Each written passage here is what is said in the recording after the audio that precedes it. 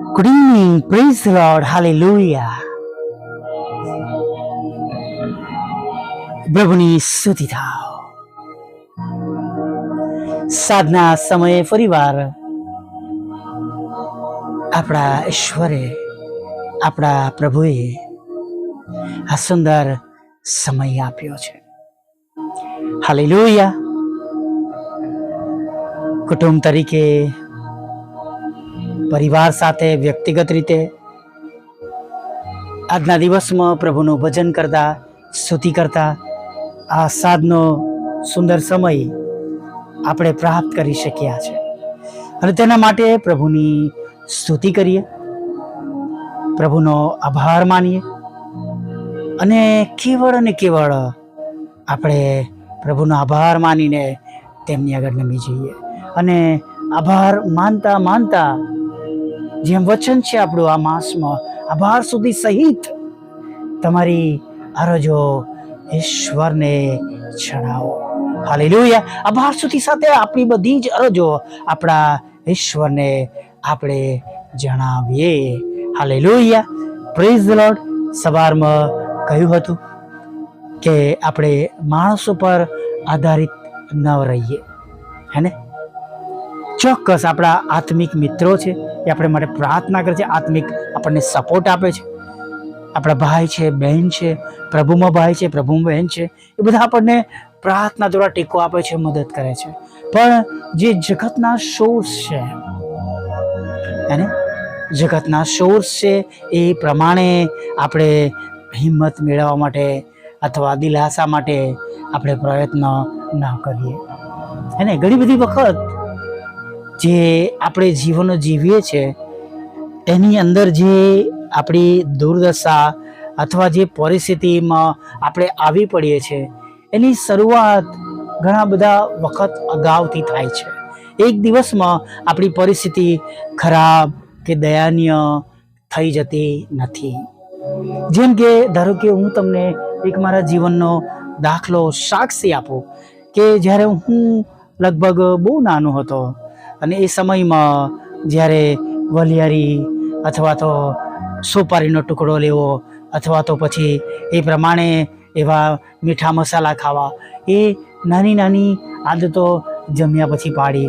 અને મિત્રો ઘણા બધા ખાતા હતા, ઘણા સમય સુધી ખાતો નહીં એ બધી બાબતોને, પણ એક ટુકડો, મીઠો મસાલો, મીઠું પાન, એમ કરતાં કરતાં એ તમાકુની આદત પણ પડી ગઈ. અને ઘણા બધા વર્ષો સુધી એ આદતે મને એનો ગુલામ બનાવ્યો.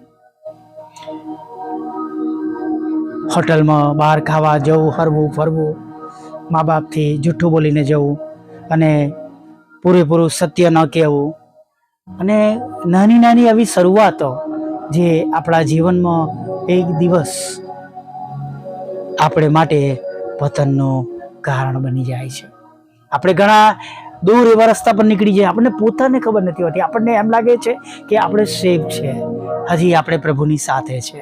ઘણી વાર હું કહું છું કે પ્રભુ આવે છે લોકોના જીવનમાં તો દેખાય છે તેમના કામો દ્વારા, તેમના જીવન દ્વારા, પણ પ્રભુ ચાલ્યા જાય છે એ પોતાને પણ ખબર પડતી નથી. અને માટે હંમેશા સજાગ બનીએ. આપણા જીવનો વિશે આપણે હંમેશા આપણે ચિંતા રાખીએ અને રોજે રોજ પ્રભુમાં આપણે પોતાની જાતને આપણે ચેક કરીએ કે I am still with Jesus or not. હું હજી પણ પ્રભુની સાથે છું કે નહીં, એ આપણે પોતાની જાતે ચેક કરવાની જરૂર છે. આપણા કામો, આપણા વિચારો શું એ જગત પ્રમાણેના બની ગયા તો નથી ને? આપણામાં લડાઈ ઝઘડો છે, ઈર્ષા, અદેખાઈ છે, અને જેમ જગતના લોકો જે પ્રમાણે બિહેવ કરે છે એ પ્રમાણે આપણે કરી રહ્યા છે, અથવા જગતના લોકોનું જીવન અને આપણું જીવન એક સરખું થઈ ગયું છે. તો વાલા મિત્રો, સમજવું કે એ આપણા માટે આત્મિક જીવનની સૌથી ખતરારૂપ બાબત છે. આપણે પણ એવું જ રિએક્ટ કરીએ છીએ, આપણે પણ એવું જ ચાલીએ છીએ, બોલીએ છીએ કે જે પ્રમાણે બીજાઓ કરે છે. અને માટે ખરેખર વાલા મિત્રો, આપણે આપણા જીવનો વિશે બહુ સજાગ બનીએ. કેમ કે એક એવી નાની પળમાં શેતાન આપણે લલચાવીને ફોસલાવીને ગેરમાર્ગે દોરી જાય છે. હા વાલા મિત્રો, ગેરમાર્ગે દોરી જાય છે. અને એ સમય એવો હોય છે આપણે માટે કે જ્યાંથી આપણે ઘણીવાર પાછા ફરી શકતા નથી. અને ઘણા બધા સમય બાદ જ્યારે આપણને રિયલાઇઝ થાય છે ત્યારે આપણે ઘણું બધું ગુમાવી ચૂક્યા હોય છે. ઘણા બધા આશીર્વાદો ચાલ્યા જતા હોય છે. ચોક્કસ પ્રભુ તો અપનાવી લે છે, માફ પણ કરે છે. પણ વાલા મિત્રો, જે ગયેલો સમય છે, જે સમય આપણે બગાડ્યો છે, જે આપણે કામો કર્યા છે, એને માણસો ઘડીએ ઘડીએ યાદ તમને દેવડાવે છે. ચોક્કસ પ્રભુ ક્ષમા કરે છે. ઘણી વાર બધી બાબતોના લીધે પછી આપણા સારા કામોમાં પણ અસર પડતી હોય છે. ઘણી વાર હું એ બાબતો મારી મિનિસ્ટ્રીમાં જોઈ શકું છું. અને દુઃખ ત્યારે થાય કે જેઓ પ્રભુમાં નવા બની ગયેલા છે. જેમ પાઉલ કહે છે, જે કોઈ ખ્રિસ્તમાં છે એ નવી ઉત્પત્તિ છે. પણ નવી ઉત્પત્તિ, નવા બનેલા લોકો પણ જૂની આંખેથી જોવાને વધારે ટેવાયેલા હોય છે. જેઓ પ્રભુમાં નથી હોતા અથવા જેઓ પ્રભુમાં હજુ સ્થિર નથી થયા, એવો તમારા પર બહુ જલ્દી વિશ્વાસ કરશે. પણ દુઃખની વાત ત્યારે થાય કે જ્યારે પ્રભુના વિશ્વાસી લોકો નવા બનીને જૂની આંખોથી તેઓ જોતા હોય છે નહીં. અને હું ઘણીવાર આ બધી બાબતો કહું છું. ઘણા લોકોને ગમે છે, ઘણાને દુઃખ થાય છે. કેમ કે દુઃખ એટલે પણ થાય છે કેમ કે તેઓ પોતે પણ એવું કરતા હોય છે. પણ જે સત્ય છે સત્ય છે. હું નહીં બોલું તો કાલે તમે બોલશો, તમે નહીં બોલો તો પ્રભુ બીજા કોઈને ઊભા કરી દેશે. પણ આપણા જીવનો વિશે આપણે સજાગ બનીએ.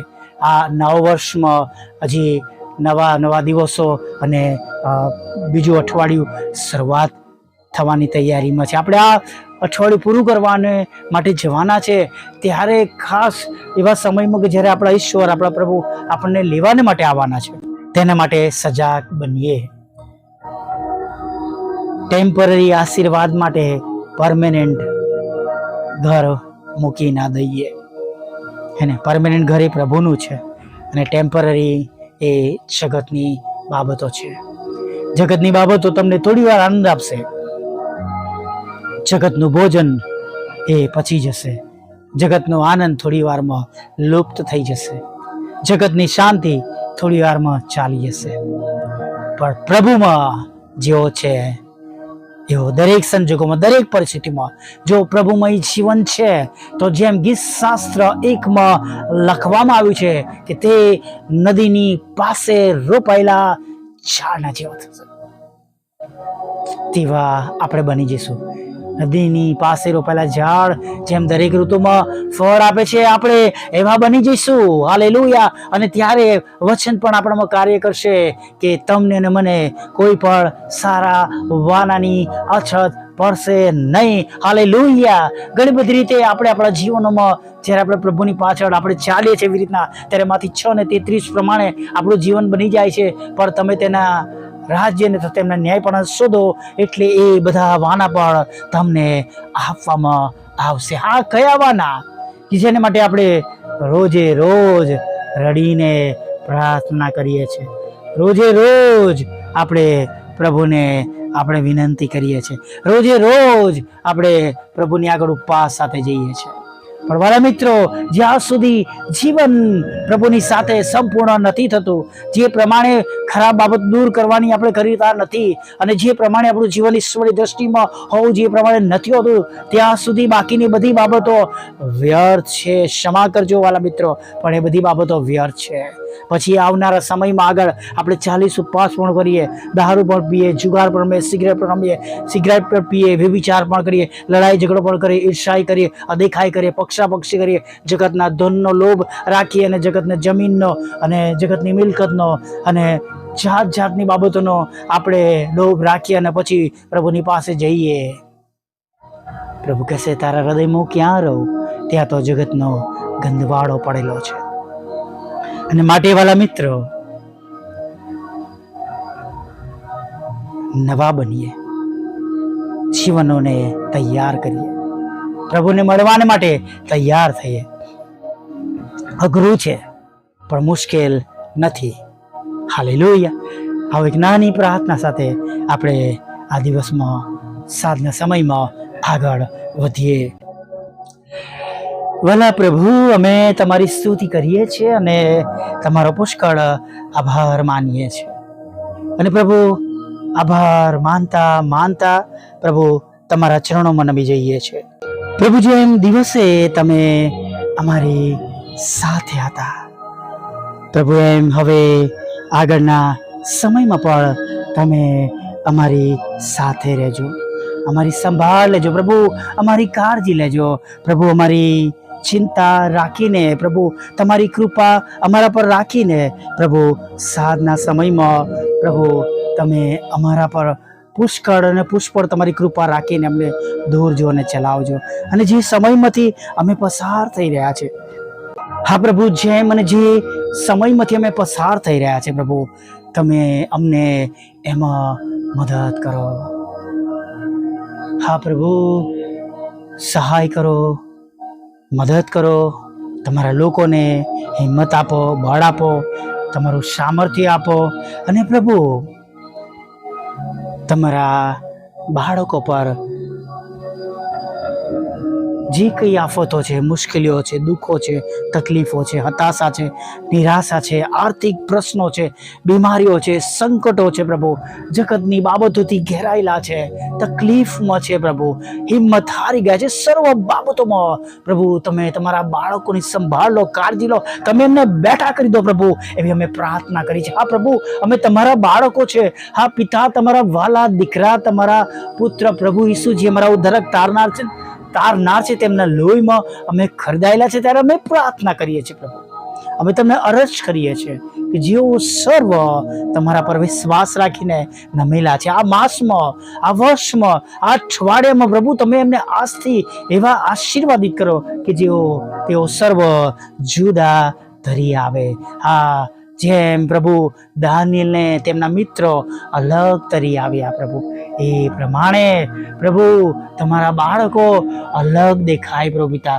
જો બીજાઓ જાણે કે તમે આજે પણ એ જ ઈસુ છો, તમે એ જ પ્રભુ છો, એ જ ઉદ્ધારક તારનાર છો, એ જ પ્રભુ છો જેમણે વધસ્તંભ પર પોતાનો જીવ આપ્યો, અને તમે તમારા બાળકોની પ્રાર્થના સાંભળો છો, ઉત્તર આપો છો. અને પ્રભુ, એમ ઘણા બધા લોકો તમારામાં આશીર્વાદિત થાય, નવું બળ મેળવે, નવી હિંમત મેળવે, એવી અમે પ્રાર્થના કરીએ છીએ પ્રભુ. પ્રાર્થના કરતા પ્રભુ તમારી આગળ નમી જઈએ છીએ પ્રભુ. દરેકના નોકરી, ધંધા, રોજગારને પ્રભુ તમે આશીર્વાદિત કરજો પ્રભુ. દરેકને દિવસનો જેમ ખોરાક આપ્યો એમ પ્રભુ આગળના સમયમાં પણ, સાદા સમયમાં પણ ખોરાક, વસ્ત્ર, અન્ન પાણી આપો. દરેકને તમે તંદુરસ્ત રાખજો પ્રભુ. દરેકની ચિંતાઓ દૂર કરજો, દરેકની જરૂરિયાત પ્રભુ તમે પૂરી પાડજો પ્રભુ પિતા. હા, જેમની નોકરીમાં પ્રશ્નો છે, નોકરી ગુમાવી છે, તેમને તમે નવી જોબ આપજો. જેમના બિઝનેસમાં પ્રશ્નો છે પ્રભુ, તમે તેમના બિઝનેસને આશીર્વાદિત કરજો પ્રભુ પિતા. જેમના લગ્ન જીવનનો પ્રશ્નો છે પ્રભુ, તેમના લગ્ન જીવનને પ્રભુ તમે પુનઃ સ્થાપિત કરજો પ્રભુ પિતા. પ્રભુ, જેમના ઘરોમાં વ્યભિચાર છે, વ્યસનો છે, કુટેવો છે, માંદગી છે પ્રભુ, તમે આ બધી બાબતોને પ્રભુ તમે દૂર કરજો, એવી અમે પ્રાર્થના કરીએ છીએ. હા પ્રભુઓના પ્રભુ અને રાજાઓના રાજા પ્રભુ, તમારી આગળ અમે નમ્યા છે પ્રભુ.